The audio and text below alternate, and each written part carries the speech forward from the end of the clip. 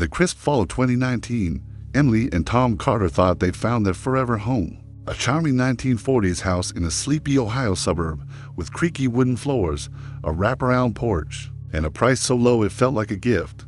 They imagined cozy nights by the fireplace, maybe starting a family, but from the moment they crossed the threshold, something was wrong. Terribly wrong. This is the chilling true story of the Whispering Walls, a tale of a house that refused to let its secrets stay buried.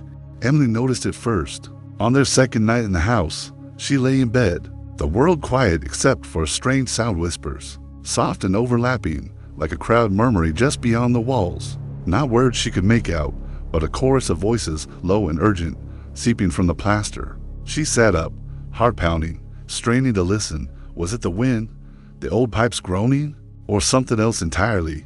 She nudged Tom, but he was fast asleep, snoring softly, oblivious to the eerie hum filling the room. The next morning, Emily mentioned the whispers to Tom over coffee. He laughed it off, his practical nature kicking in. Old houses creak, it's just settling. Or maybe the neighbor's TV, but Emily wasn't convinced. The whispers didn't sound random, they felt alive, like they were trying to tell her something. She started paying closer attention to the house, noticing its quirks, the way the floorboards groaned underfoot, even when no one was walking, the cold spots that lingered in certain rooms, no matter how high they turned the heat, the faint smell of damp earth that seemed to come from nowhere. Emily began keeping a journal, a small leather notebook where she jotted down every strange occurrence. October 3rd, heard whispers again, louder near the upstairs hallway. October 5th, woke up to find the kitchen chairs rearranged. The whispers were most intense near a narrow closet door tucked under the staircase, a door they hadn't bothered to open during their initial tour. It was small, almost hidden, with a rusty knob that stuck when turned. Something about it made Emily's skin crawl, but she couldn't say why. One sleepless night, unable to ignore the pull, Emily grabbed a flashlight and crept to the closet. Her hands shook as she turned the knob, the door creaking open with a groan that echoed through the silent house. Inside, the closet was empty, no shelves, no boxes, just a thick layer of dust and cobwebs clinging to the corners. But the walls were different. They were etched with symbols, circles within circles, jagged crosses, and spiraling lines that looked like they'd been carved with a knife. They weren't random, they felt deliberate, almost ritualistic, like a language from another world. Emily's stomach twisted. She snapped photos with her phone, the flash illuminating the cramped space, casting eerie shadows that seemed to move on their own. She showed the photos to Tom the next morning, expecting him to dismiss it, but his face changed as he scrolled through the images. "What the hell is this?" he muttered, his usual confidence shaken. The symbols didn't look like graffiti or the work of a bored teenager. They were too precise, too intentional. Emily felt a chill, like the house was watching them, waiting for their next move. Tom suggested they call someone to check the house, maybe an electrician or a contractor, to rule out any rational explanation. But Emily couldn't shake the feeling that the symbols were tied to the whispers. She started researching online, diving into forums about paranormal activity and old houses. She found nothing about their specific symbols, but the stories of haunted homes made her uneasy. Houses that whispered, houses that moved things, houses that didn't let go. The incidents didn't stop. Doors they locked at night were found ajar by morning. Furniture shifted slightly, a couch angled wrong, a lamp turned backward, a picture frame tilted on the wall. Emily's journal filled with entries. October 7th, woke to find my shoes lined up by the closet door. October 9th, heard my name whispered, clear as day, at 3 a.m. Tom, now a believer, started noticing things too. He'd wake to find his keys in the wrong place or hear footsteps pacing the hallway. When Emily was downstairs, the house felt alive, its presence growing heavier each day. Desperate for answers, Emily contacted a local historian, Margaret Klein, who specialized in the town's older homes. Margaret arrived with a binder of yellow documents, her face serious as she sat at their kitchen table. She flipped through her notes, her expression darkening as she uncovered the house's history. In the 1960s, it belonged to Harold Grayson, a reclusive man who lived alone after his wife, Eliza, died in a tragic fall down the staircase. Neighbors described Harold as odd, muttering to himself, carving strange symbols into trees and fence posts around the property. In 1967, he vanished without a trace. Margaret shared chilling details, The police searched the house after Harold's disappearance, but found nothing, no body, no note, just the symbols in the closet, identical to those Emily photographed. Neighbors reported hearing whispers at night. Even after Harold was gone, some believed he'd been dabbling in the occult, trying to contact the lizard spirit. Others thought he'd summoned something darker, something that lingered in the house. Feeding on its silence, Emily felt her heart race. The symbols, the whispers, had all pointed to something unnatural, something that didn't want them there. Tom wanted to pack up and leave, but Emily was stubborn. She needed to know what the whispers wanted, why the house felt alive. Against Tom's protests, she set up a voice recorder in the closet, its red light blinking in the dark. She left it running all night, the symbols looming around it like silent sentinels. The next morning, her hands trembled as she played it back. Static crackled for minutes. Then a voice broke through, low, guttural, and unmistakably inhuman. "Get out, or join us." The voice wasn't one person, it was many, overlapping. Like a chorus from somewhere beyond, Emily played it again, catching fragments of other words. "Stay, ours, forever." Tom grabbed the recorder and smashed it, his hands shaking. "We're done," he said, his voice breaking. But the whispers didn't need the recorder. That night, they were everywhere, seeping from the walls, the ceiling, the floorboards. A constant murmur that followed them from room to room. Emily couldn't sleep. She'd lie awake, hearing her name whispered, feeling the air grow heavy, like the house was pressing down on her. One night, she woke to find Tom standing in the hallway, staring at the closet door, his eyes glassy. He was muttering, "They're waiting. They want us." Emily shook him awake, her heart pounding. He didn't remember standing there, but the fear in his eyes mirrored hers. The house wasn't just haunted, it was hungry. Emily called a priest, Father Daniel, who arrived the next day with holy water and a worn Bible. He walked through the house, his face tense, pausing in the hallway. "The air feels wrong," he said, his voice low. "It's heavy, like something's holding its breath." He began a blessing, chanting prayers, but as he approached the closet, the door slammed shut with a force that rattled the walls. The whispers turned into a growl, low and menacing, shaking the floor beneath them. Father Daniel stopped mid-prayer, his face pale. "Leave this house," he urged. "Whatever's here, it's not a rest." Emily and Tom didn't argue. They packed what they could carry: clothes, photos, Emily's journal, and stayed with friends. Listing the house for sale at a loss, the new owners, a young family, moved in months later. They haven't reported anything strange yet, but Emily still dreams of the house, the whispers echoing in her mind. Emily kept the photos and a fragment of the smashed recorder, though she's never played it again. She wonders about Harold Grayson. Was he still there, trapped in the walls, trying to warn them? Or had he called something else into the house, something that claimed him and now wanted them? The whispers haunt her, a reminder that some homes aren't just buildings, they're prisons for secrets too dark to escape. What was in that house? A restless spirit, desperate for peace, a force beyond comprehension, lurking in the walls? Or something worse, waiting for the next soul to claim? Emily and Tom will never return to find out. Would you dare to open that closet door? In the spring of 2021, Sarah Thompson and her 8-year-old daughter, Lily, moved to a secluded farmhouse in rural Kansas. After a painful divorce, Sarah wanted a fresh start, a quiet place to rebuild their lives. The house was old but affordable, with wide open spaces and a big basement perfect for storage. The realtor mentioned the basement was a bit creepy, but Sarah brushed it off. She'd soon learn that some warnings should never be ignored. This is the chilling true story of the child in the basement, a tale of a house that held onto its past and refused to let go. Sarah and Lily settled in quickly, unpacking boxes and filling the house with their belongings. The farmhouse had character: creaky stairs, a clawfoot tub, and a fireplace that promised cozy winter nights. But from the first day, Lily was uneasy. She clung to Sarah, refusing to go near the basement door. "It feels bad," she whispered, her eyes wide. Sarah chalked it up to the stress of the move and Lily's active imagination. Kids get scared of old houses, right? But deep down, she felt it to a chill that lingered near the basement stairs, like the air itself was holding its breath. That first night, Sarah tucked Lily into bed, reading her favorite story to ease her fears. But around 2 a.m., Lily's screams woke Sarah. She rushed to her daughter's room to find Lily sitting up, tears streaming down her face. There was a boy, Lily sobbed.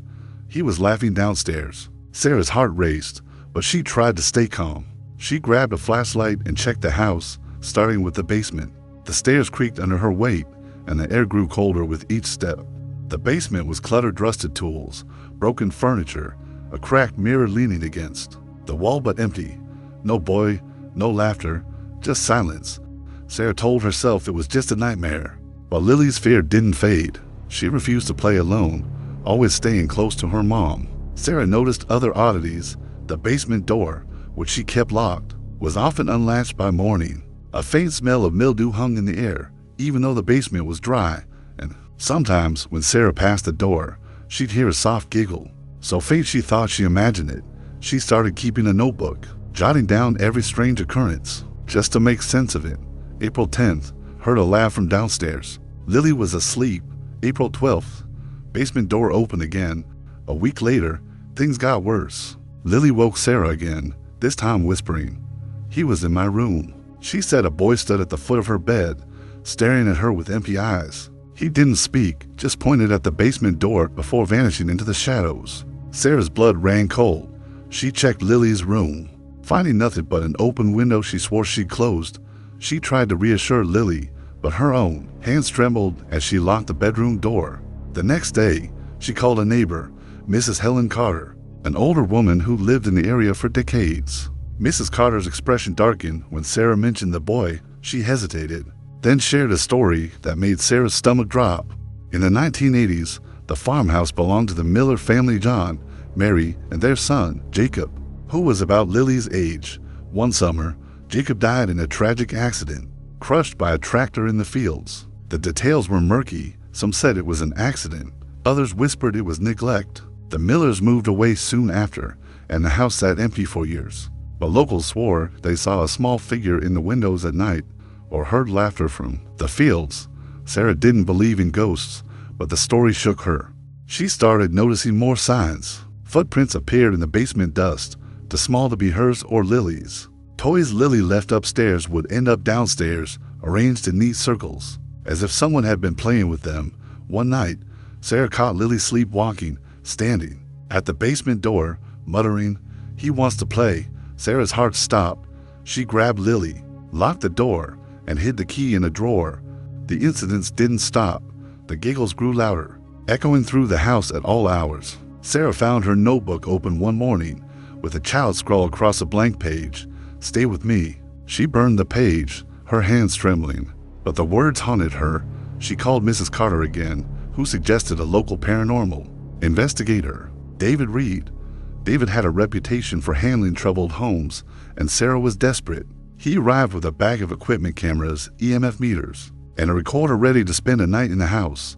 David's investigation was chilling. His EMF meter spiked near the basement stairs, even though there were no electrical sources. Nearby, the temperature dropped 10 degrees in seconds, and his camera caught a shadow moving across the wall, too small to be an adult. The recorder picked up a faint voice, a child's voice, saying, "Stay, play." David sat Sarah down. The next morning, his face grim. "There's something here," he said. "It's not malicious, not yet, but it's tied to this house, maybe to Jacob. It's lonely, and it wants Lily." Sarah didn't need more convincing. She packed their essentials clothes, Lily's favorite toys, her notebook, and moved in with her sister and our way. But the house didn't let go easily. The night before they left, Sarah woke to find Lily gone. She found her in the basement, standing in the dark, staring at the mirror. Lily whispered, "He says we can't leave." Sarah scooped her up, running upstairs, and didn't look back. They never returned to the farmhouse. The farmhouse sits empty now, its windows boarded up, the fields overgrown. Locals avoid it, saying they hear laughter from the fields at night or see a small figure by the basement door. Sarah still checks on Lily every night, terrified she'll find her sleepwalking again. She burned her notebook, but kept one photo, a blurry shot of the basement mirror, where a faint face seems to stare back. Was it Jacob, a lost soul longing for a friend, or something darker, hiding behind a child's face, waiting for someone new to play with? What was in that basement? A grieving spirit, trapped by tragedy, or something sinister? Using a child's form to lure its next companion, Sarah and Lily escaped. But the farmhouse still stands. Is secrets locked behind that door? Would you dare to go downstairs? In the summer of 2023, Michael Hayes, a 29-year-old software engineer, thought he'd hit the jackpot. A high-end condo in the heart of Seattle, modern, affordable. It's steps from his new job. It was the perfect place to start his next chapter. But within days of moving in, he discovered something unsettling. A wall in his apartment that didn't belong. This is the chilling true story of the room that wasn't there. A tale of a home hiding a secret so dark, it refused to stay sealed. Michael moved into apartment 1B with high hopes. The condo was everything he dreamed of. Open layout, a view of the Puget Sound, and a price that seemed too good to be true. He spent his first day unpacking, setting up his desk, and hanging a few photos. But as he studied the apartment's blueprint, something caught his eye. The living room, while the one by the couch didn't match the floor plan. According to the blueprint, there should have been a small storage room behind it. But there was no door, no access, just a solid wall. Curious. Michael called the building manager, Karen, a brisk woman who dismissed his questions. It's probably a sealed utility space, she said, barely looking up from her clipboard. Old buildings have quirks, but Michael wasn't satisfied. The condo was new, built in the early 2000s, not some crumbling relic. Why seal a room with no way in? That night, as he lay on the couch, he heard a faint thud from behind the wall, like something heavy shifting. He sat up, heart racing, but the sound didn't come again. The thuds became a nightly occurrence, always around AM when the city outside was quiet. Sometimes it was a single knock, other times a slow, deliberate scraping, like nails dragging. Across wood, Michael tried to ignore it, telling himself it was pipes or neighbors. But the sounds felt too close, too intentional. He started keeping a log on his laptop, noting every incident. June 15th, thudded to 03 a.m., followed by faint scratching. June 17th, heard what sounded like a sigh. The wall consumed his thoughts, its blank surface taunting him. Michael couldn't let it go. He started researching the building's history, scouring online archives and local forums. He found a news article from 1998 buried in a digital newspaper archive about a tenant named Clara Evans, a 32-year-old artist who lived in the building before it was renovated into condos. Clara went missing one night, last seen entering her apartment. The police investigated but found no signs of foul play, no body, no clues. Just rumors that Clara had been mixed up in something shady, maybe debts or dangerous friends. The article mentioned her apartment was on the 12th floor, Michael's floor. The coincidence chilled Michael. His apartment, 1B, was right next to 12C. He asked Karen about Clara, but she shut him down, saying the building had been gutted and rebuilt since then. No one's lived in a sealed room. She snapped, but Michael's gut told him otherwise. The thuds grew louder, more insistent, sometimes accompanied by a faint tapping, like someone knocking from the other side. He started avoiding the living room at night, sleeping with the TV on to drown out the sounds. One night, unable to sleep, Michael decided to act. He grabbed a crowbar from his toolbox, his hands shaking with a mix of fear and determination. He stood in front of the wall, the blueprint spread out on the floor. The thuds had stopped, but the air felt heavy, like the room was holding its breath. He wedged the crowbar into the drywall and pried, the plaster cracking under the pressure. After an hour of work, he broke through, revealing a small, dusty room, no bigger than a closet, untouched for years. The room smelled of stale air and decay. Michael's flashlight caught glints of objects scattered on the floor. A silver locket with a broken clasp, a flip phone from the 90s, its screen shattered, and a leather-bound journal with Clara E. scrawled on the cover. His hands trembled as he opened the journal. The pages were filled with frantic handwriting. They're watching me. They know I'm here. I hear them in the walls at night. The final entry, dated October 1998, read, "They're coming for me. I can't leave." Michael's heart pounded. Who were they? As Michael read, he felt a chill, like someone was standing behind him. He turned, his flashlight sweeping the room, and for a split second, he saw a figure in the corner, tall and shadowy, its face obscured. He stumbled back, dropping the journal, and the figure was gone. His breath came in short gasps. He grabbed the locket and journal, stuffing them into his pocket, and scrambled out of the room. The crowbar clattering to the floor. The air in the apartment felt wrong, like it was pressing down on him. Michael called the police the next morning. showing them the room and Clara's belongings. They took the items for evidence, but found no signs of a crime. The room was just an oversight, they said. Sealed during the renovation, they warned Michael to stay out of it, citing structural concerns. Karen, the building manager, was furious, threatening to evict him if he kept breaking things. But Michael couldn't unsee what he'd found or forget the figure in the corner. He started sleeping in a friend's place, too scared to stay in the apartment alone. Michael kept digging, contacting a local journalist who covered Clara's case. The journalist, Anna, met him at a coffee shop, her notes spread out. She shared rumors from the time. Clara had been paranoid, claiming someone was following her. She'd stopped painting, stopped leaving her apartment. Some thought she owed money to dangerous people. Others believed she'd stumbled onto something in the building, something no one was supposed to find. Anna showed Michael a photo of Clara's locket, identical to the one he found. She never took it off, Anna said. If it was in that room, she was there. Michael couldn't stay in the apartment anymore. The thuds continued, even with the room sealed again by maintenance. He'd wait to find his keys moved, his laptop open to Clara's missing person article, or the tarp over the hole slightly askew. One night, he swore he heard a whisper from the living room, soft and pleading, "Help me." He grabbed his bag and left for good, staying with friends until his lease ended. He never returned to the condo. The condo is occupied now, but the new tenant hasn't reported anything strange, at least. Not yet. Michael kept Clara's journal, though he's never opened it again. He dreams of the room, of the figure in the corner, its face always just out of sight.